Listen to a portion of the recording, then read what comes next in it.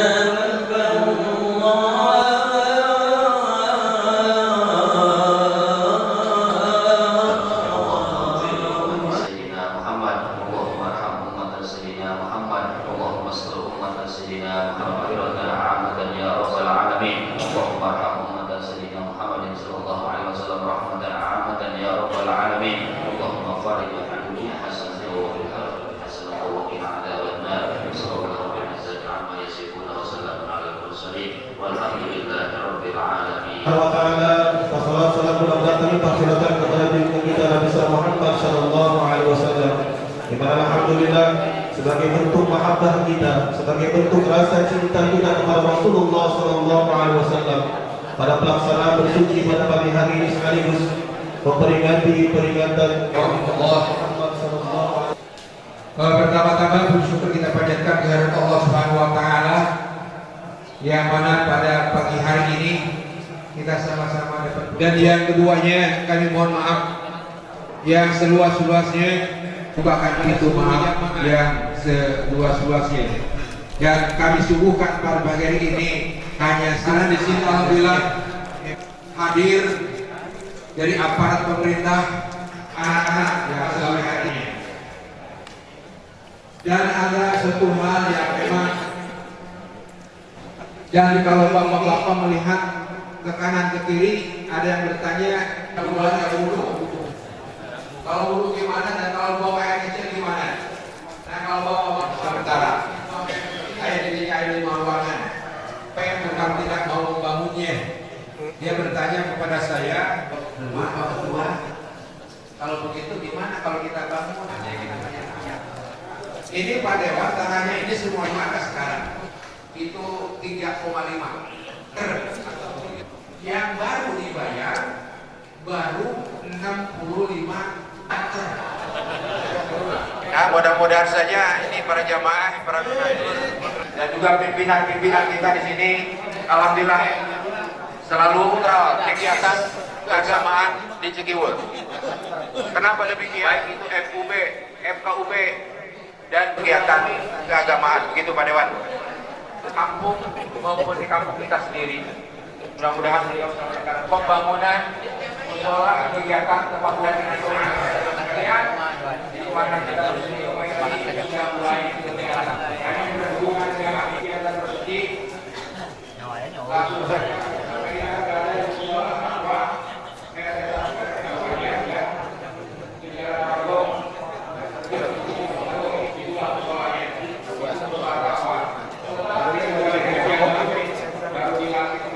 Center. Soalnya kok pakai di center. Pura-pura tanya lo, pura-pura.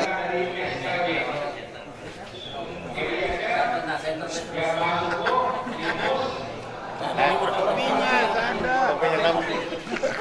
Ini didekatkan gitu, tambah wayang kopi.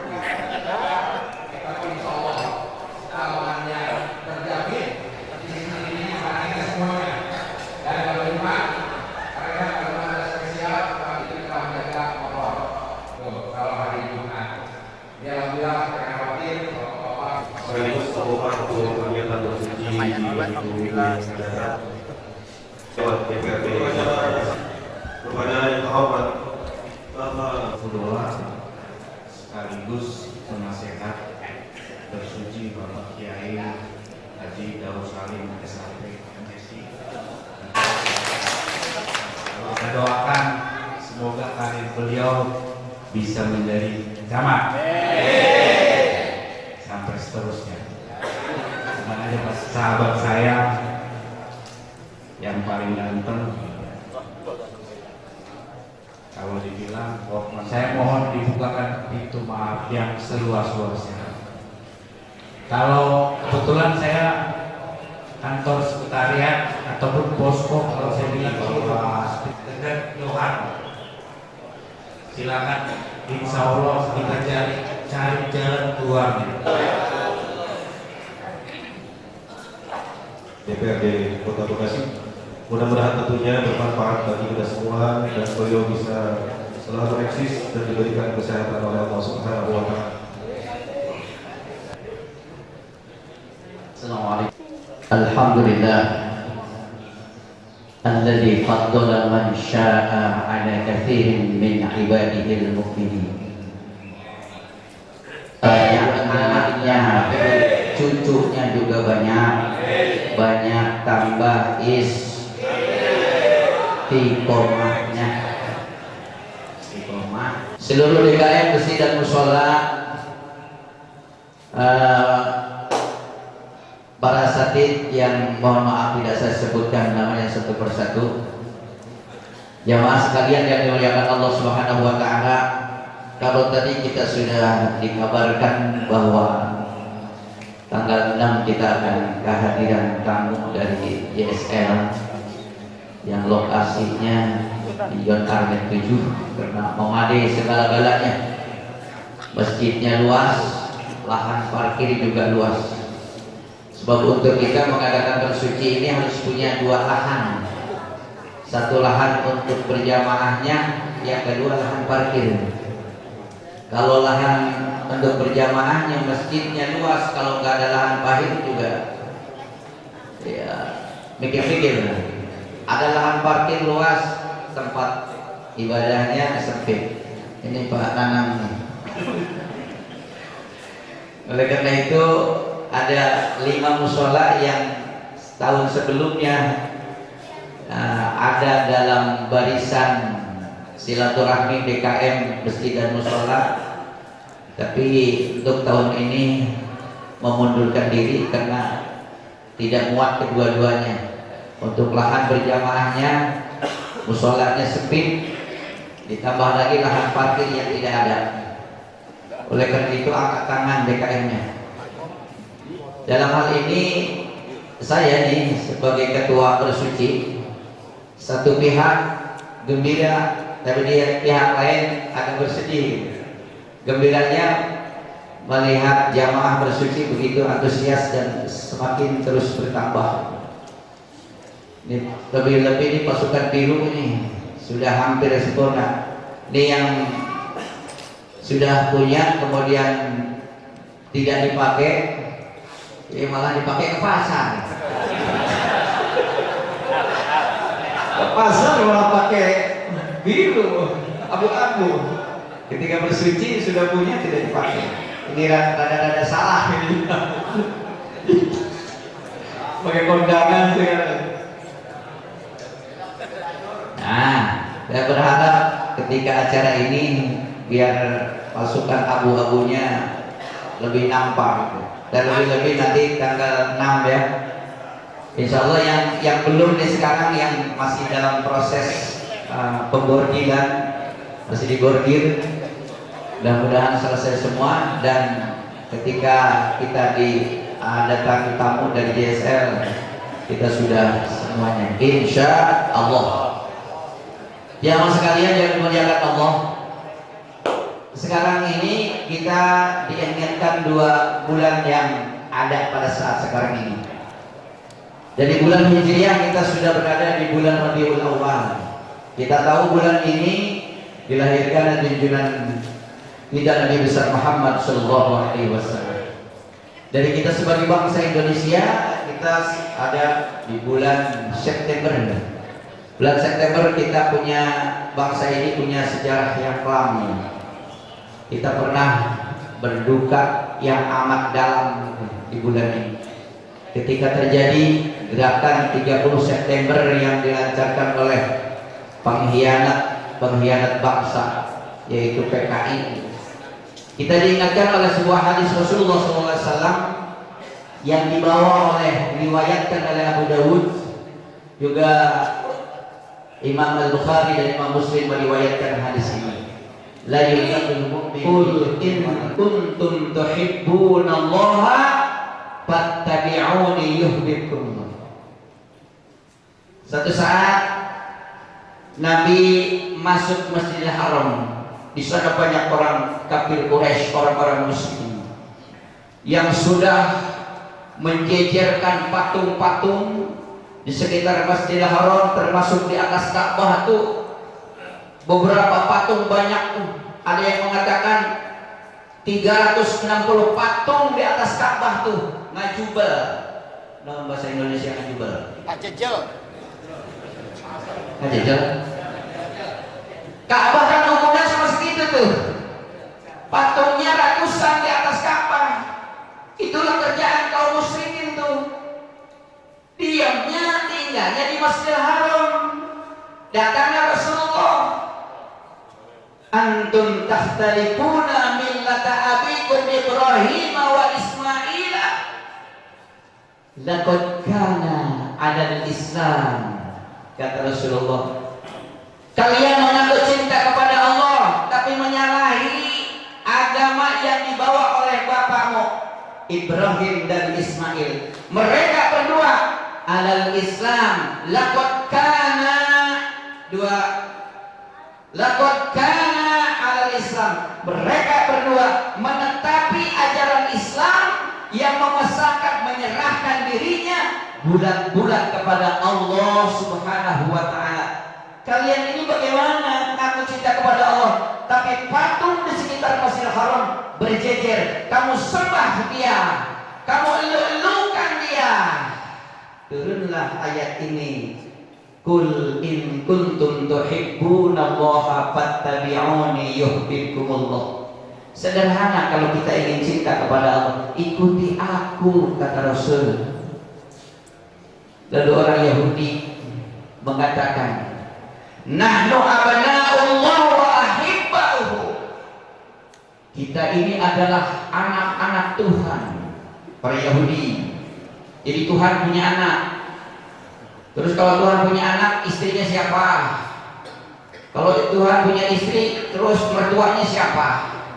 Berarti ada besannya tuh. Besannya siapa? Yang nikahkannya siapa? Penghulunya. Berpikirlah.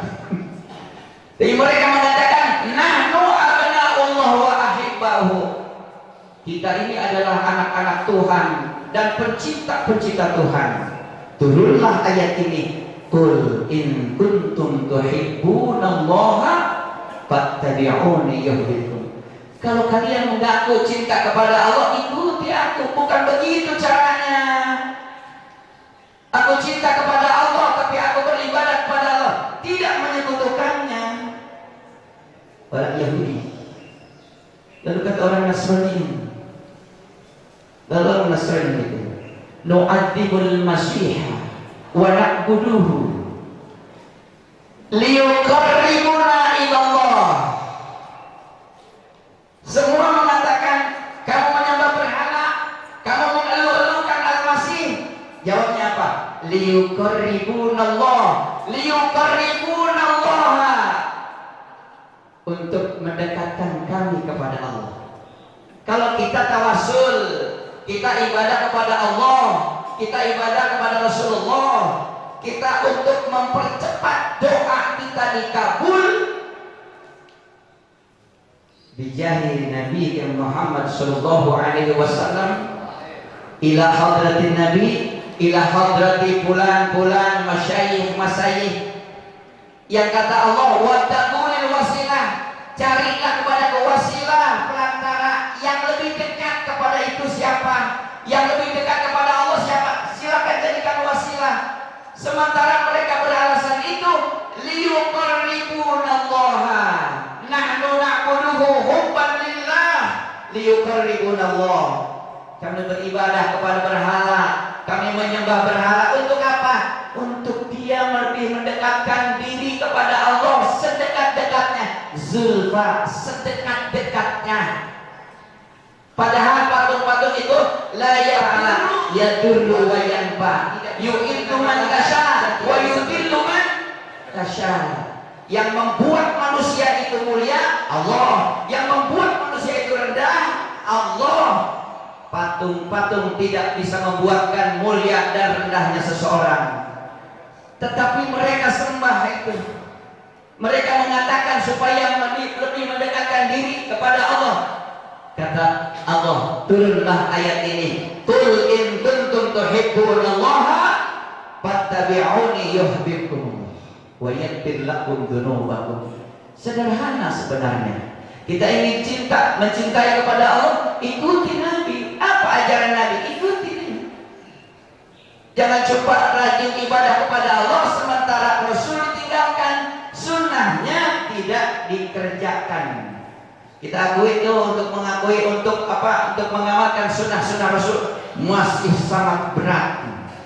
Saya tanya, coba sunnah rawatib mana yang paling berat kita lakukan? Sholat sunat qobliyah ba'diyah mana yang paling berat kita laksanakan? Yang mana ya? Semuanya? Diam semuanya.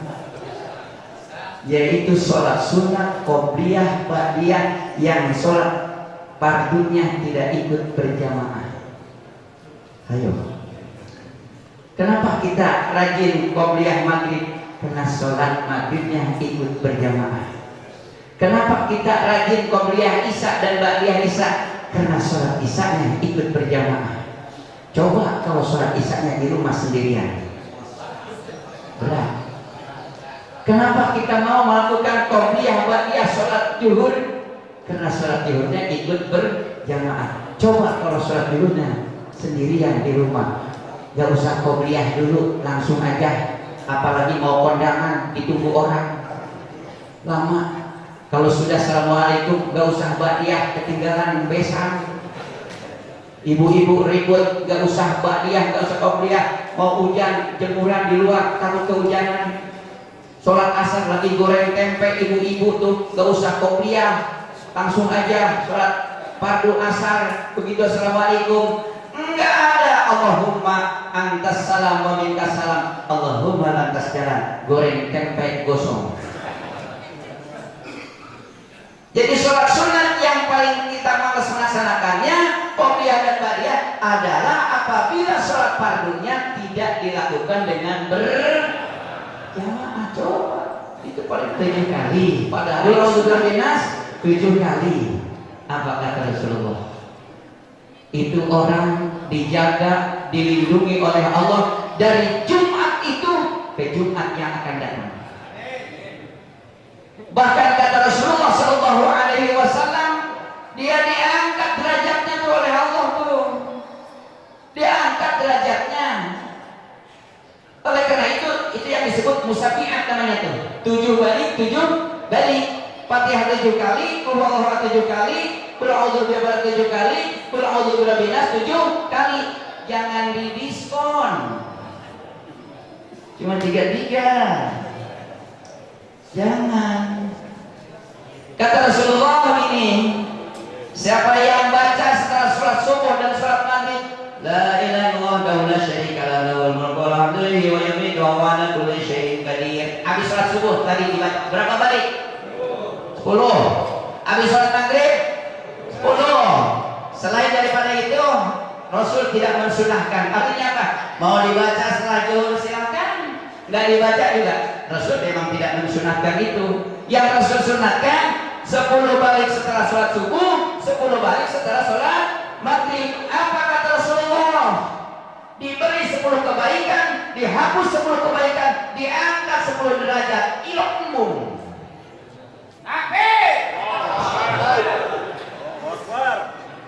10 kebaikan diberi oleh Allah, 10 kejelekan dihapus oleh Allah, diangkat 10 derajat. Ilmu. Itu setelah subuh, setelah istighfar 3 kali, baca setelah subuh, la ilaha illallah wa la syarika lahu, lahul mulku wa lahul hamdu wa yumiitu wa huwa ala kulli syai'in qadir. 10 kali. Setelah salat maghrib 10 kali.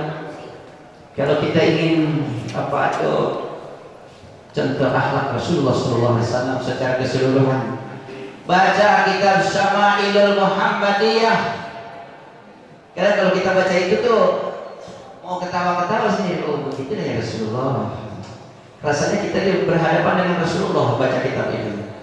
Seakan-akan tuh, Masya Allah, Rasulullah bercanda, tapi bercandanya benar gitu. Ya ketika ada nenek-nenek datang kepada Rasulullah, nenek-nenek datang kepada Rasulullah, ya Rasulullah, saya ingin menjadi ahli surga. Apa kata Rasulullah? Ya mohon maaf nih, di surga tidak ada nenek-nenek. Nangis kan nenek-nenek itu. Nangis nenek-nenek karena dia udah kelewat umurnya, udah nenek-nenek. Di surga tidak ada nenek-nenek. Itu bercanda Rasulullah, tapi bercandanya benar. Kenapa?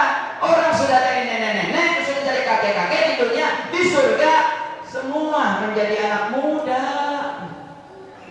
Muda semua, nggak ada nenek-nenek. Kekuatannya 1.100 anak muda, 100 kali anak muda. Satu malam tuh gilir 100 kali tuh. Begitu 100 kali satu malam, kuat anak muda. Coba di dunia, pengantin baru semalam berapa kali? Pengantin lama berapa? Pengantin lama banget Berapa kali semalam? Nangan.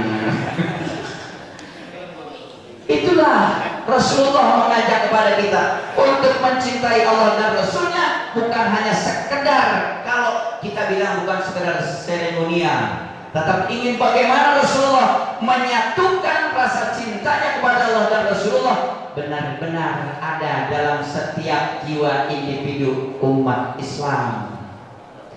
Qul in kuntum tuhibbunallaha fattabi'uni yuhibbukumullah wa yaghfir lakum dzunubakum. Semoga kita menjadi umat Nabi Muhammad SAW yang setia mengamalkan sunnah-sunnahnya sampai akhir hayat kita. Jam 6 sudah, itu tembok orang sudah kelihatan, satu pertanda bersuci sudah harus berakhir. Mudah-mudahan sampai di sini bermanfaat buat kita semua. Ada hilaf dan salah mohon diganti maaf yang sebelah-sebelahnya. Wallahu muwaffiq ila pada para jamaah yang telah menyisihkan tentunya rezekinya untuk kegiatan bersuci pada subuh kali. Hadirin jamaah yang kami hormati, berawal sampai akhir saya sebagai pengacara mohon dimaafkan maaf yang seluas-luasnya bila mana ada kata-kata yang kurang berkenan, dan untuk doa penutup kepada kita Abu Salam Al-Riyana kepadanya dengan segala hormat. Amin.